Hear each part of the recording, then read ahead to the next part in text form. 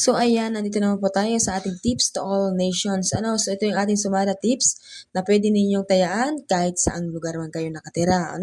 So kung kayo po ay taga Negros Occidental, kung kahit saan man po kayo nakatira ngayon araw na ito, at kung nais po ninyong tumaya at yung mga mahilig pong tumaya ng all nations.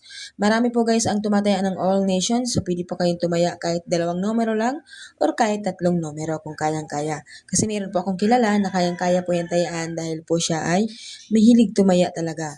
So meron po tayo dyan, sumada tips natin ay 15, 29 at 24. So yung sumada natin guys sa pitsa, yung sinatawag natin sumada sa pitsa, ang araw ngayon ay pitsa 16.